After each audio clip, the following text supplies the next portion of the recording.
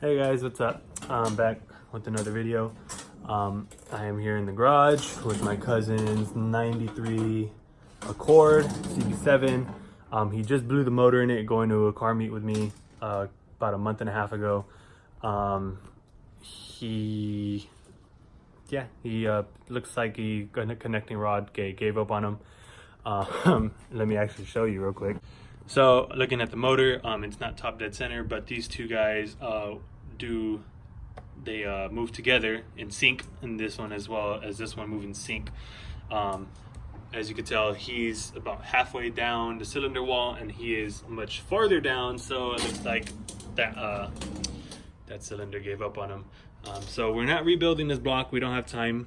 He is leaving about the 20th of this month, and so we have a F23 block here that we're going to be throwing his F22 head on. Raises the compression up a little bit, as well as gives them that 0.1 a liter. You know, when you're a Honda, you take all you can get.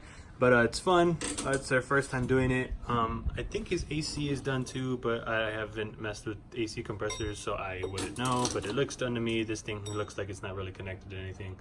But yeah. So I'm cleaning the top of the piston heads on this guy right now. If you guys are wondering if you guys are doing this at home, I am using a brake cleaner and a brass brush. Make sure it's brass and not brass braided with a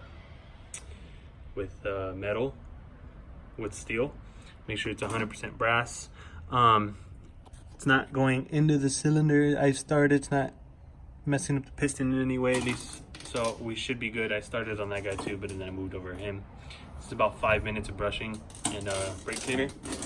But yeah, I haven't forgot about making videos. I just been super busy, and we're super crunched for time. We got about 2 weeks, give or take, to get all our new head gasket in, valve cover gasket, whatever other parts we need to order, get it all put back together, back into the car, get it running, make sure it runs right, because he has to drive 1,500-ish miles to Texas, because he's going to school out there right now. I still am waiting on the motor for the Genesis, but it should be up and running hopefully in a week and a half, by the time he leaves at least. But yeah, that's what we've been doing up in the garage, and I'm gonna go ahead and finish up the cylinder, at least one of the piston heads, and show you guys the finished product. Also, I did just mention the Genesis motor. Me talking all my shit to my cousin about him blowing his motor.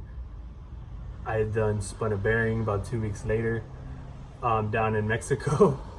It happens, I guess that's what I get, but it's all good.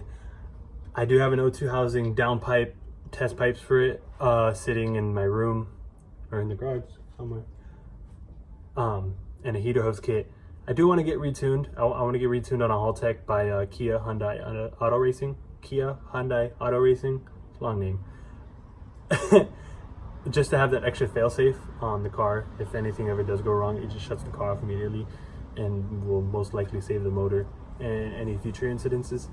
But I just need to make it up there after I get it up and running. I might drive it up there on my stock tune that I have. I do have a CAN tune from SFR, but they said it's most likely going to brick the ECU if they try to tune on that one, so I kind of have a paperweight because mine is push start and I have an immobilizer. Kind of sucks, and I'm out like $700, but whatever. So $1,500 might not be that bad to get a Haltech, right? It is nice because it is easily be tunable. That's what they like to tune on, so that's most likely what I would get. And since I do live in Cali, I want to have my stock ECU that I can always switch back to for smog, or if I get state ref down the line, you never know. And I don't want to be stuck trying to figure out VIN coding to my car and all that for any other ECUs, but that's where I'm at right now. And yeah, so if any of you guys are wondering where the Genesis is at, that's also making excuses, but that's part of the reason why I haven't been making videos, because I don't have anything to make videos on. But we have been tweaking on my cousin's motor. But yeah, that's where we're at right now. About 15 minutes of going at it with some brake cleaner and a brass brush. Looking good. good enough. I'm not striving for perfection. It's a lot better than that. And we're not trying to hotspot the motor.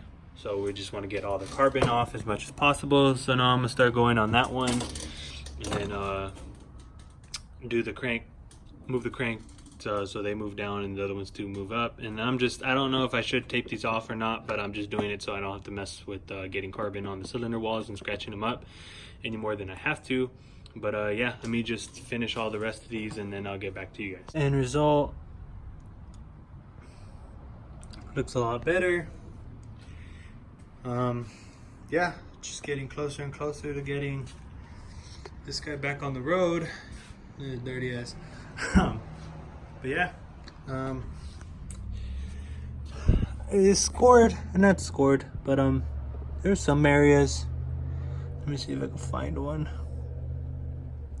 where it looked a little over. Let me see this way. Camera don't even pick it up, but where it looks a little shinier, like I went a little too hard, but it should be fine. It's little imperfections in the block or in the piston, but yeah, super clean motor. It has all this calcium buildup or whatever on it, but I already moved the bracket over for the AC from this guy, put that guy over there. It's missing a screw hole or a bolt hole. This guy has all four of the mounting points for this compressor, so just moved it over. Still waiting on the head gasket, and then never timed a motor before and didn't exactly make any nicks. I didn't think about it at the time, so that's gonna be fun learning timing this guy. If any of you guys have any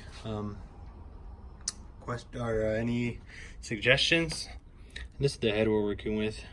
Get this guy off without hitting anything. Hold on, let me take it off real quick. This is the head we're working with. Super pretty, got 20,000 miles on it. Still in good shape. Debating on whether to take it to a machine shop to get it resurfaced or not, just in case any warpage happened. Should be fine though. We'll see what happens. But still gotta move. I already moved this pipe from the F22 on because the F23 had an extra little bung in here. Let me show it to you. Had this guy that we don't need. That's OBD2 stuff. We don't care about. But still have the oil orifice right here, the little VTEC block off. It's supposed to go in there, but I don't want to put them in there yet. Just don't want to have to take them out again if I have to. But yeah, we got just about everything off of this block. I'm gonna be using the F22 belts on this guy. Also gonna be using F22 head studs.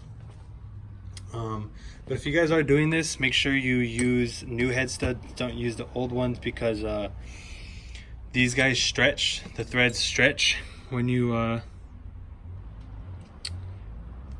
torque them down initially from the factory, or if it's a rebuilt engine. So anytime you take the head off, you're kind of just gotta buy new head studs for it. Still need to buy the valve cover gasket, the head gasket, and then I also got to vacuum out. If anybody has any suggestions on how to vacuum out the coolant galleys, we're gonna leave it down in the comments as well, because there is some stuff in there, and I'm sure brake cleaner got in there as well. Although I did tape it.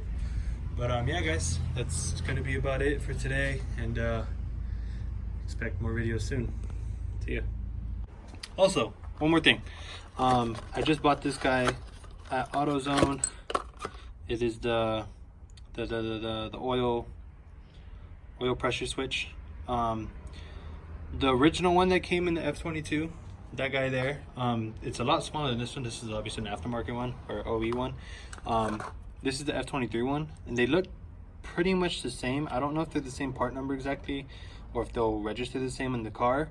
But let me know in the comments if I don't need a new one, because if not, I'll just use this guy because he looks fine to me.